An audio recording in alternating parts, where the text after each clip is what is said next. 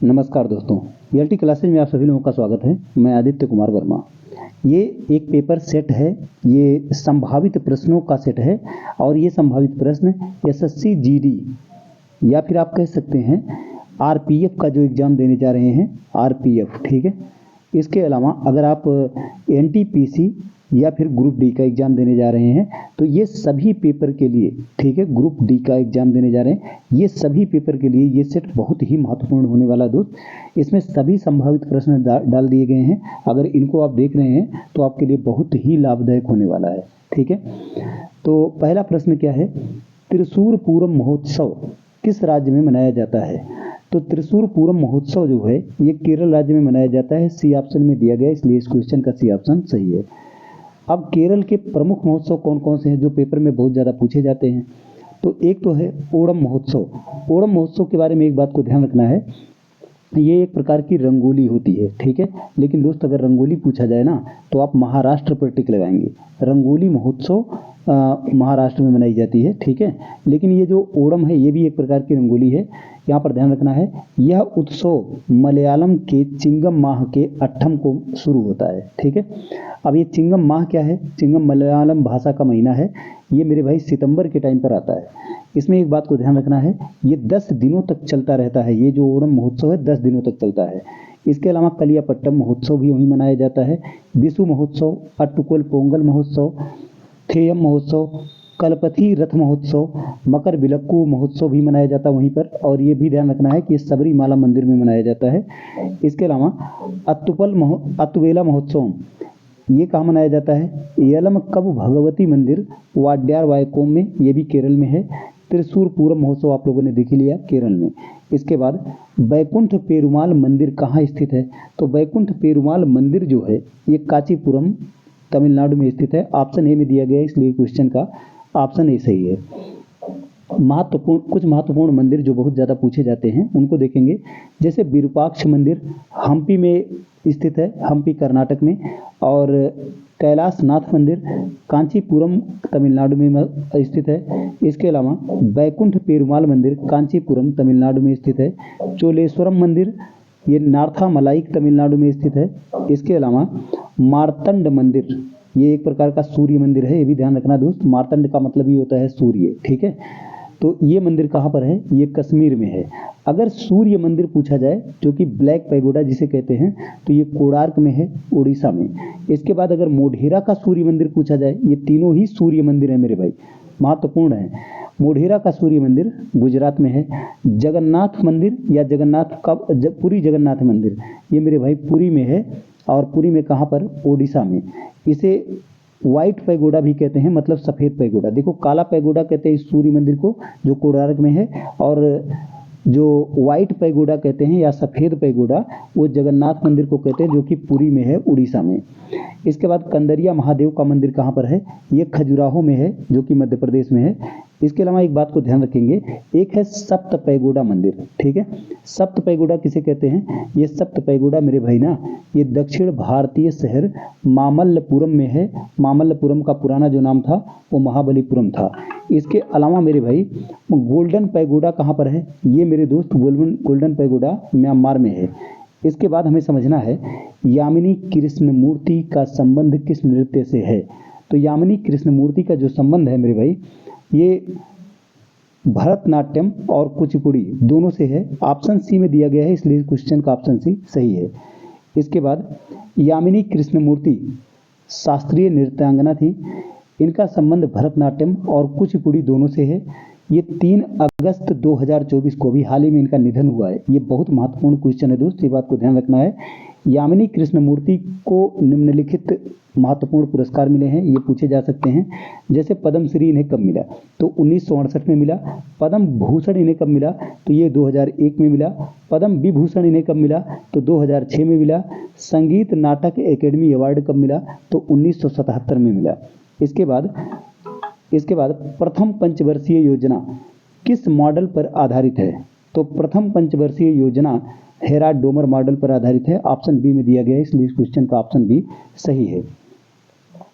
इसके बाद हमें समझना है कि पंचवर्षीय योजनाएं कुल कितनी रही हैं। तो कुल पंचवर्षीय योजनाएं 12 रही हैं।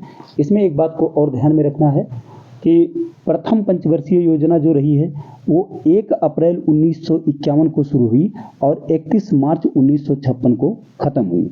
एक बात को ध्यान रखना, 12 जो योजनाएं रही ना, 12 के 12, कोई भी योजना अगर पूछा जाए किस तारीख को शुरू होती है मेरे भाई, तो वो 1 अप्रैल को शुरू होती है और ख़त्म होती है 31 मार्च को। ठीक है, तो पहली पंचवर्षीय योजना का जो समय था वो 1 अप्रैल 1951 से लेकर के 31 मार्च 1956 तक था। अब मॉडल कौन सा था? मॉडल मेरे भाई हेराल्ड डोमर मॉडल था। इसके बाद उद्देश्य क्या था इसका? तो उद्देश्य था कृषि एवं सिंचाई का विकास। इसमें जीडीपी का फुल फॉर्म है ग्रास डोमेस्टिक प्रोडक्ट। ठीक है, यहाँ पर मैं लिख दे रहा हूँ ग्रास डोमेस्टिक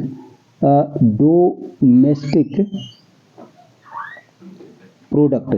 ठीक है, ग्रास डोमेस्टिक प्रोडक्ट, इस बात को थोड़ा ध्यान रखेंगे तो अच्छा रहेगा। ये जो ग्रास डोमेस्टिक प्रोडक्ट है इसका विकास दर का एक लक्ष्य रखा गया था। वो लक्ष्य रखा गया था 2.1% का विकास करेंगे। ठीक है, ये 56 तक। ठीक है, लेकिन क्योंकि देश उस समय आज़ाद हुआ था तो देश की हालत बहुत ख़राब थी, इसीलिए बहुत छोटा लक्ष्य रखा गया। और इस देश के पहले प्रधानमंत्री थे पंडित जवाहरलाल नेहरू जी ने, उन्होंने बहुत ही बेहतरीन प्रगति की दोस्त। और जो जीडीपी विकास दर थी, इतनी बुरी हालत में इंडिया था, उसके बाद भी उसके विकास दर की जो लक्ष्य की प्राप्ति जो किया इन्होंने, वो मेरे दोस्त विकास दर 3.6% की प्राप्ति किया। आज तक की सबसे सफल योजना ये रही है, जो पहली पंचवर्षीय योजना रही है। अपने देश के परम पूजनीय प्रथम प्रधानमंत्री पंडित जवाहरलाल नेहरू जी के द्वारा। इसके बाद इसके प्रमुख लक्ष्य कौन कौन से थे? खाद्यान्न आत्मनिर्भरता प्राप्त करना, मुद्रास्फीति पर नियंत्रण करना, शरणार्थियों का पुनर्वास। इसमें एक बात को और ध्यान रखना मेरे भाई कि प्रथम पंचवर्षीय परियोजना के तहत कुछ, ये परियोजना नहीं योजना है। ठीक है, प्रथम पंचवर्षीय योजना के तहत कुछ सिंचाई परियोजनाओं का निर्माण हुआ। वो कौन कौन से हैं? एक है मेरे भाई दामोदर घाटी परियोजना। ये दामोदर नदी पर बनाया गया और पश्चिम बंगाल और झारखंड दोनों ही राज्य के बॉर्डर पर पड़ता है, तो दोनों राज्य के लिए लाभदायक है ये। ठीक है, इसके बाद हीराकुंड बांध बनाया गया। ये मेरे भाई महानदी पर बनाया गया। महानदी कहाँ पर है? उड़ीसा में है, ये बात को ध्यान रखना है। इसके बाद भाखड़ा नांगल बांध, ये सतलज नदी पर है और बिलासपुर जिला हिमाचल प्रदेश में है। यहाँ एक बात नोट करने की है दोस्त कि पंडित जवाहरलाल नेहरू बहुत ही बेहतरीन इंसान दोस्त, इन्होंने देखो क्या महत्वपूर्ण बात बोली है कि इन्हीं बांधों को, ये बातों लिख दिया मैंने, इन्हीं बांधों को आधुनिक भारत का मंदिर कहा है मेरे भाई, मॉडर्न इंडिया का टेम्पल। ठीक है, टेम्पल ऑफ मॉडर्न इंडिया। ये बहुत महत्वपूर्ण लाइन है, ये पूछी जा सकती है दोस्त। इसके बाद अगला, अन्य महत्वपूर्ण निर्माण क्या क्या हुए हैं ये प्रथम पंचवर्षीय योजना से? तो एक तो हुआ दोस्त सामुदायिक विकास कार्यक्रम की शुरुआत की गई। सामुदायिक विकास कार्यक्रम को कई बार सीडीपी लिखा रहता है और सीडीपी का फुल फॉर्म है मेरे भाई कम्युनिटी डेवलपमेंट प्रोग्राम। इसका प्रारंभ होता है 2 अक्टूबर 1952 को और अमेरिका की मदद से इसका प्रारंभ होता है दोस्त, लेकिन ये योजना सफल नहीं रही। ठीक है, इसके बाद इंटीग्रल कोच फैक्ट्री का निर्माण होता है इन्हीं के शासनकाल में दोस्त 1955 ईस्वी में और चेन्नई में। चेन्नई तमिलनाडु की राजधानी है। इसके बाद 5 आईआईटी की स्थापना हुई थी। 5 आईआईटी की स्थापना पहली पंचवर्षीय योजना में हुई थी भाई। अब एक बात और समझना है, राष्ट्रीय आय में वृद्धि कितनी हुई पहली पंचवर्षीय योजना से? तो 18% की वृद्धि हुई थी राष्ट्रीय आय, मतलब कि नेशनल इनकम मेरे भाई। ठीक है, अच्छा, ये प्रति व्यक्ति आय में कितनी वृद्धि हुई? प्रति व्यक्ति आय में 11% की वृद्धि हुई और प्रति व्यक्ति आय को अंग्रेजी में कहा जाता है पर कैपिटा इनकम। ठीक है, पर कैपिटा इनकम, यहाँ पर मैं लिख दे रहा हूँ पर कैपिटा इनकम। ठीक है मेरे भाई, तो इसके बाद चलेंगे यहाँ पर कि इसी के तहत राष्ट्रीय प्रसार सेवा की स्थापना की गई। इसे इंग्लिश में एनएसई या फिर नेशनल एक्सटेंशन सर्विस कहा जाता है। इसकी स्थापना 1953 में की गई। यूजीसी की स्थापना की गई। यूजीसी की स्थापना 1953 में की गई और यूजीसी का फुल फॉर्म है यूनिवर्सिटी ग्रांट परमिशन। ठीक है, इसके बाद ये जो यूजीसी थी इसकी स्थापना किसने की थी? तो इसकी स्थापना मेरे भाई मौलाना अबुल कलाम आज़ाद जी के द्वारा की गई थी। ठीक है, ये देश के पहले शिक्षा मंत्री थे और उस समय यही शिक्षा मंत्री थे। अब एक बात को और समझना है मेरे भाई कि 1953 में इन्होंने स्थापना की थी, लेकिन 1956 ईस्वी में एक विशेष विधेयक पारित करके इसे सरकार के अधीन ले आया गया। पहले सरकार के अधीन नहीं था, तो जब सरकार के अधीन लाया गया तो 1956 में इसे औपचारिक रूप से 1956 को ही स्थापना वर्ष माना जाता है।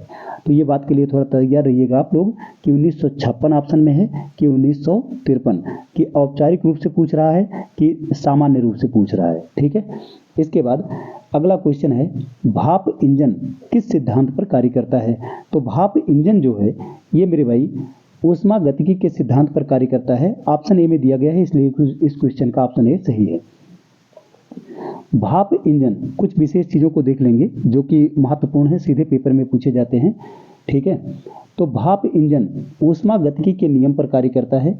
सोनार पराश्रव्य तरंगों के परावर्तन के सिद्धांत पर कार्य करता है और इलेक्ट्रॉन सूक्ष्मदर्शी इलेक्ट्रॉन की तरंग प्रकृति के सिद्धांत पर कार्य करता है। ये बात को ध्यान रखना, इलेक्ट्रॉन की दो प्रकृति होती है, एक कण प्रकृति और एक है तरंग प्रकृति। ये बात को ध्यान रखना, तरंग प्रकृति के सिद्धांत पर इलेक्ट्रॉन सूक्ष्मदर्शी काम करता है। इसके बाद अति उच्च चुंबकीय का उत्पादन, चुंबकीय क्षेत्र का उत्पादन, अगर अति उच्च चुंबकीय क्षेत्र का उत्पादन करना है तो उसके लिए अति चालकता के सिद्धांत पर कार्य करना पड़ता है दोस्त। और प्रकाश विद्युत सेल का जो कार्य है वो मेरे भाई प्रकाश विद्युत प्रभाव यानी फोटो इलेक्ट्रिक इफेक्ट के सिद्धांत पर कार्य करता है ये। इसके बाद विद्युत जनरेटर मेरे भाई विद्युत चुंबकीय प्रेरण के सिद्धांत पर कार्य करता है। अगर ये पूछ लिया जाए कि ये प्रेरण का सिद्धांत जो है ना विद्युत चुंबकीय प्रेरण का, ये किसने दिया? तो मेरे भाई फैराडे ने। ठीक है, ये जो फैराडे थे ना, इन्होंने डायनेमो का आविष्कार किया, इन्होंने जनरेटर का आविष्कार किया, इन्होंने ट्रांसफार्मर का आविष्कार किया, विद्युत चुंबकीय प्रेरण का नियम इन्होंने दिया, विद्युत अपघटन का नियम इन्होंने दिया। तो ये सभी चीज़ों को ध्यान रखेंगे तो अच्छा रहेगा। इसके बाद अगला क्वेश्चन है सहकारी समितियों का उन्मूलन। ठीक है, ये समितियों है किस अनुच्छेद से संबंधित है? तो मेरे भाई ये है अनुच्छेद 43 खा, ऑप्शन सी में दिया गया है, इसलिए इस क्वेश्चन का ऑप्शन सी सही होगा। अब इसके बाद अनुच्छेद 39 का में क्या है मेरे भाई? तो समान न्याय एवं निःशुल्क कानूनी सहायता या विधिक सहायता लिख करके आ सकता है। ये सारे के सारे अनुच्छेद मेरे भाई बहुत महत्वपूर्ण है। ठीक है, तो ये सभी करके जाएंगे तो अच्छा रहेगा। इसके बाद ये जो अनुच्छेद 39 का है इसे 42वां संविधान संशोधन से जोड़ा गया था 1976 में। इसके बाद अनुच्छेद 43 का जो है 43 का में उद्योगों के प्रबंध में कर्मकारों की सहभागिता इसमें है और ये बात को समझना है, ये भी 42वां संविधान संशोधन से ही जोड़ा गया था 1976 में। इसके अलावा मेरे भाई ये अनुच्छेद 48 का पहले देख लेंगे, है ना। अनुच्छेद 48 का जो है ये पर्यावरण के संरक्षण व संवर्धन तथा वन्य जीवों की रक्षा इसमें है और इसमें ध्यान रखना है कि 42वां संविधान संशोधन अधिनियम 1976 के द्वारा इसको जोड़ा गया। तो इसमें आप देख सकते हैं ये directive principle of state policy है, यानी कि डीपीएसपी या फिर राज्य के नीति निर्देशक तत्व। इसमें 4 अनुच्छेद जोड़े गए हैं, 4 तत्व जोड़े गए हैं, जिनमें से 3 तत्व तो मेरे भाई 42वां संविधान संशोधन से जोड़े गए हैं। आप लोग यहाँ पर देख सकते हैं 3 तत्व कौन कौन से? अनुच्छेद 39 का, अनुच्छेद 43 का और अनुच्छेद 48 का। तीनों में देखो का जिसमें है ना वो 42वां संविधान संशोधन से जोड़ा गया है। और अनुच्छेद 43 खा अगर कहा जाए तो इसमें क्या है? सहकारी समितियों का उन्नयन। ठीक है, सहकारी समितियों का जो उन्नयन है ये 97वां संविधान संशोधन अधिनियम 2011 में जोड़ा गया है। संविधान मतलब 97वां संविधान संशोधन से 2011 में इसको जोड़ा गया है। इसके बाद अनुच्छेद 44 डीपीएसपी में ये सारे हैं, मतलब कि राज्य के नीति निर्देशक तत्व में ये सारे अनुच्छेद हैं, ये बहुत महत्वपूर्ण हैं, इसलिए मैं इसको भी बता दे रहा हूँ। ठीक है, इसके अलावा भी अनुच्छेद हैं लेकिन वो ये ज़्यादा महत्वपूर्ण थे इसलिए इनको बता रहा हूँ। ठीक है, तो अनुच्छेद 44 में क्या है? समान नागरिक संहिता, इसी को कहा जाता है यूसीसी या यूनिफॉर्म सिविल कोड। समान नागरिक संहिता जो है ये किस राज्य में लागू है? ये क्वेश्चन बहुत पूछा जाता है मेरे भाई। तो पहला राज्य जो आज तक लागू था, पहले अब तक जो था, वो मेरे भाई गोवा में लागू था, बहुत पहले से लागू था। लेकिन मेरे भाई अगर पूछा जाए अभी इस समय कौन सा राज्य और लागू हो गया, किस राज्य में और लागू हो गया, तो मेरे भाई उत्तराखंड में। उत्तराखंड दूसरा राज्य है जिसमें यूनिफॉर्म सिविल कोड को लागू किया गया है या समान नागरिक संहिता को लागू किया गया है। ध्यान रखना, ये करंट अफेयर का भी क्वेश्चन है, ठीक है। इसके बाद राज्य के नीति निर्देशक तत्व यानी कि डीपीएसपी या directive principle of state policy, ये भाग 4 का नाम है मेरे भाई। और भाग 4 जो है इसमें कितने अनुच्छेद हैं? तो अनुच्छेद 36 से लेकर के अनुच्छेद 51 तक सारे अनुच्छेद इसमें हैं मेरे भाई। अब एक बात ये भी समझना है कि राज्य के नीति निर्देशक तत्व ये किस देश के संविधान से लिया गया है? तो ये मेरे भाई आयरलैंड के संविधान से लिया गया है। इसके बाद अगला क्वेश्चन है, बलवंत राय मेहता समिति का संबंध किस वर्ष से है? तो बलवंत राय मेहता समिति का संबंध 1957 से है। 1957 में इसका गठन किया गया था मेरे भाई। ऑप्शन ए में दिया गया है, इसलिए इस क्वेश्चन का ऑप्शन ए सही है। अब पंचायती राज व्यवस्था से संबंधित ये समिति थी, ये बात को ध्यान रखना है। और पंचायती राज व्यवस्था से संबंधित और कुछ समितियों को देख लेंगे जो कि बहुत महत्वपूर्ण है। जैसे बलवंत राय मेहता समिति 1957, के संथानम समिति, इसकी 2 बार इसका गठन किया गया, एक बार 1963 में, एक बार 1965 में। अशोक मेहता समिति 1977 में, हनुमंत राव समिति 1984 में, GVK राव समिति 1985 में, यलयम सिंधवी या आप कह सकते हैं लक्ष्मी मल सिंधवी, ये सिंधी नहीं है, ये सिंधवी है, ठीक है। यहाँ पर मैं लिख दे रहा हूँ थोड़ा, सिंधवी, ठीक है। ये जो समिति है मेरे भाई ना, ये 1986 में इसका गठन किया गया। इसके बाद PK थुंगन समिति, इसका जो गठन किया गया ये मेरे भाई 1988 में किया गया। इसके बाद अगला क्वेश्चन है, चोल वंश का अंतिम शासक कौन था? तो चोल वंश का अंतिम शासक अथिराजेंद्र था, ऑप्शन डी में दिया गया है, इसलिए इस क्वेश्चन का ऑप्शन डी सही है। चोल वंश, अब चोल वंश के बारे में थोड़ा सा जानकारी रखेंगे जो महत्वपूर्ण है। इसका संस्थापक कौन था मेरे भाई? तो विजयालय, इसने 1850 ईस्वी में चोल वंश की स्थापना की थी और 1850 ईस्वी से लेकर के 1871 ईस्वी तक ये राजा रहा विजयालय। इसके बाद चोल वंश का पहला पूर्ण रूप से स्वतंत्र शासक अगर पूछा जाए तो मेरे भाई आदित्य प्रथम थे। और आदित्य प्रथम का जो शासनकाल था वो 1871 ईस्वी से 907 ईस्वी तक था। इसके बाद चोल वंश का अंतिम महान शासक कौन था? ये बात को ध्यान रखना, ये अंतिम शासक नहीं है, अंतिम महान शासक है मेरे भाई। अंतिम महान शासक कुलोत्तुंग तृतीय था। अगर अंतिम शासक पूछा जाए तो अथिराजेंद्र या राजेंद्र तृतीय था। और राजेंद्र तृतीय का शासनकाल 1256 ईस्वी से लेकर 1279 ईस्वी तक था। इसके बाद अगला क्वेश्चन है, तिनकठिया पद्धति का संबंध किससे है? तो तिनकठिया पद्धति का संबंध मेरे भाई चंपारण सत्याग्रह से है, बी ऑप्शन में दिया गया है, इसलिए इस क्वेश्चन का बी ऑप्शन सही है।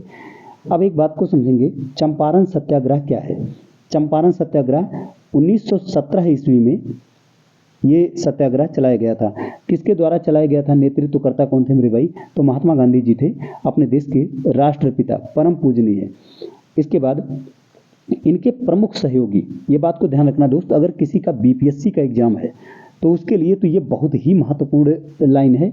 परम जो प्रमुख सहयोगी थे, ठीक है, राजेंद्र प्रसाद, ब्रज किशोर, महादेव देसाई, नरहरि पारिख और जेबी कृपलानी, ठीक है। स्थान क्या था? तो स्थान मेरे भाई ये चंपारण सत्याग्रह जो हुआ था ये चंपारण में हुआ था। और चंपारण कहाँ पर है? तो बिहार में है।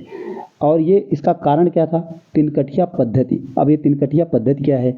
जो भी खेत का मालिक था, किसान था, उसके पास जो भी खेत था उसमें से 3/20 भाग पर, ठीक है, 3/20 भाग पर नील की खेती करना अनिवार्य कर दिया गया था अंग्रेजों के द्वारा, ठीक है। लेकिन वो नील बिकना बंद हो गया क्योंकि यूरोप में डाई का इस्तेमाल होने लग गया, तो वो बिकना बंद हो गया, तो इन लोगों की खरीदारी कम हो गई, तो इनका घाटा लगने लगा बेचारों का। अब जब घाटा लगने लगा तो ये खेती क्यों करेंगे? लेकिन सरकार इनसे ज़बरदस्ती खेती कराती थी, अंग्रेज सरकार, ठीक है। इसीलिए उनके खिलाफ जाना पड़ा और महात्मा गांधी के नेतृत्व में ये जो आंदोलन था काफ़ी सफल आंदोलन रहा। अब यहाँ पर ये भी ध्यान रखना है दोस्त कि इस आंदोलन के लिए ये बीपीएससी वाले तो बहुत ही ध्यान रखें दोस्त कि ये सब क्वेश्चन उनके लिए बहुत महत्वपूर्ण है, ठीक है, बाकी सभी लोगों के लिए महत्वपूर्ण है। तो 1927 ईस्वी में चंपारण के राजकुमार शुक्ल चंपारण के किसानों को के आंदोलन का नेतृत्व करने के लिए गांधी जी को सौंप दिया इन्होंने। सौंपने के लिए ये जो नेतृत्व था उसको सौंपने के लिए गांधी जी को इन्होंने चुना और गांधी जी को लखनऊ में आकर के गांधी जी से मुलाकात की और यहाँ से उनको बुला करके ले गए थे। ठीक है, ये क्वेश्चन बहुत ज़्यादा पूछा जाता है। इसके बाद भारत में सत्याग्रह के प्रयोग का जो सत्याग्रह का प्रयोग है ये गांधी जी ने सबसे पहली बार किया था, ये बात को ध्यान रखना है और ये सफल प्रयास रहा गांधी जी का। ठीक है, इसके बाद खेड़ा सत्याग्रह। खेड़ा सत्याग्रह कब आया? तो ये सत्याग्रह मेरे भाई 1918 ईस्वी में हुआ। इसके बाद बारदोली सत्याग्रह कब हुआ? तो ये मेरे भाई 1928 में। यहाँ ध्यान रखना, ये बारदोली सत्याग्रह सरदार वल्लभ भाई पटेल जी के द्वारा किया गया था और खेड़ा सत्याग्रह महात्मा गांधी जी के द्वारा किया गया था। इसके बाद इसी पर ये वीडियो समाप्त होता है मेरे दोस्त। धन्यवाद।